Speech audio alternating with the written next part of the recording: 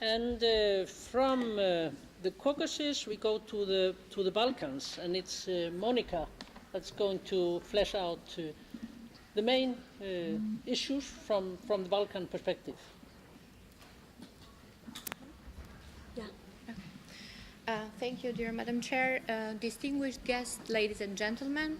Well, first of all, I want to say that it's a great pleasure for me being here this afternoon and trying to answer a crucial question: where do we stand? It is not only the title of this session, in fact, it's a question that we all must answer, and not only us, but also our governments. So where do we stand? Well, actually, we are right here, all of us ready to analyze, conclude, and recommend for the future steps.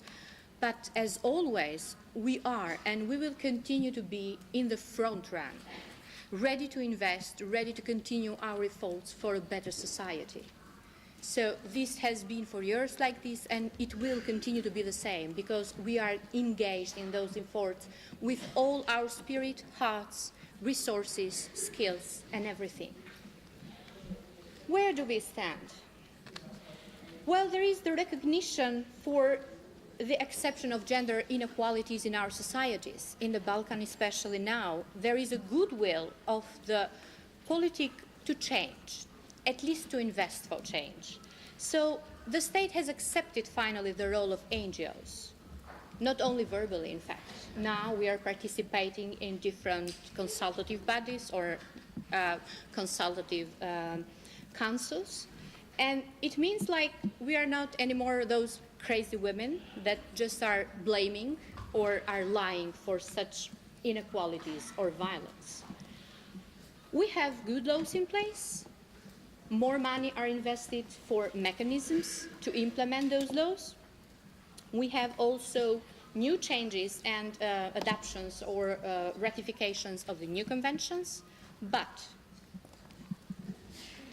implementation of the laws still continue to remain the big concern, not only for Albania, but also for all Balkan countries. And I know that, and it has been mentioned here, also for other countries. We need adequate resources. We need specific and coordinated plans and budgets. We need more mechanisms, better coordinations. And what we also need is to see the monitoring and evaluation in place. In Albania, for example, regarding to the domestic violence law, we have good mechanisms to address the needs of the survivors. We call them coordinated community response or referral mechanism, which are more at local level. But what we suffer still is the fact that those mechanisms are not spread all over the country. And furthermore, we do not have clear monitoring and evaluation of what is happening.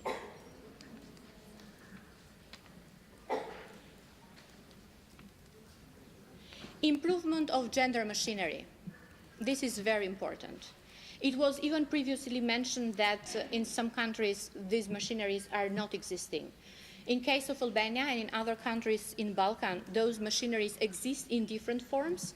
Unfortunately, in my country, this gender machinery is not so powerful as we wish to be. In fact, we have changes, and I have to admit we have a regret on this direction. We have now only 3 specialists under the Directorate of Social Inclusion and Gender Equality. And we have had some gender equality employees in the central level in some ministries, which are now turned only as simply focal points, so not employed full-time for the gender equality reasons. And at local level, we have gender equality employees and we have some offices for gender equality. But what is another problem is the fact that these offices or these persons are not playing only the role of the gender equality employees. There is a merging of such machinery with other units that still is a kind of excuse for our small countries from the government part. They are saying that we are a very small country. We cannot have people appointed for gender equality, for domestic violence, for child protection, for LGBT community, for people with disability, and so on. So this is a big excuse that they are using. But in reality, we are suffering from this because we see that we have just names there, And sometimes people, although they might want to do a lot of things and change things and improve things, they can't do it. They cannot be ready for everything, and that they cannot fight alone for everything.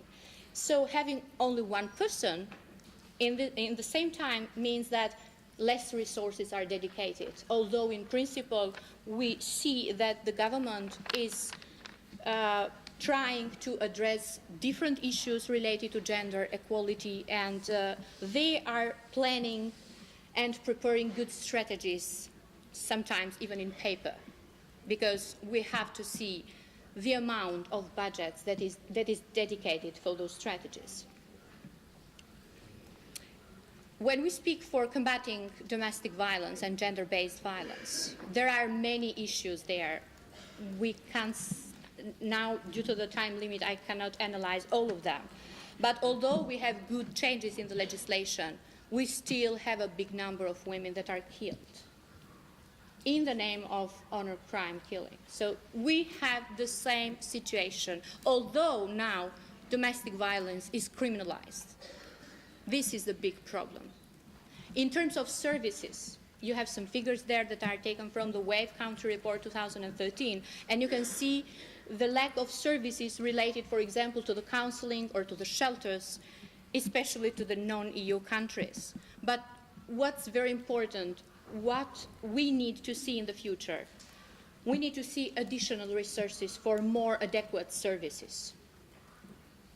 We need to see those services to be with standards, and those standards must meet the criteria of the international and legal framework, and also national one.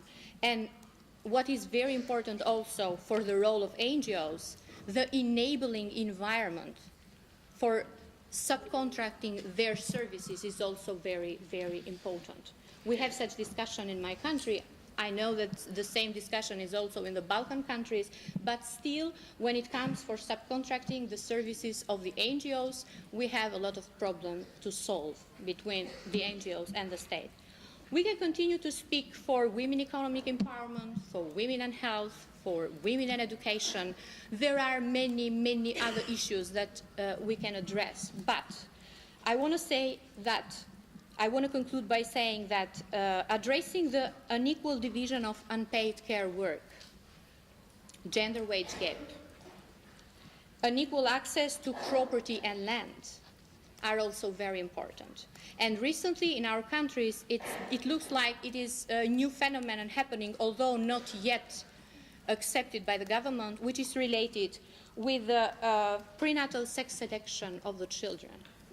This is something that is existing, but our government refused to accept it yet. And they are saying that it is just only based on some cases. We cannot make it an issue for our country.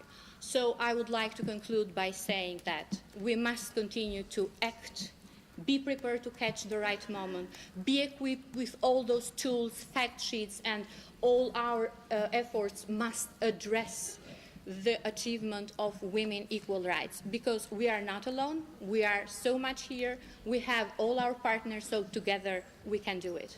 Thank you.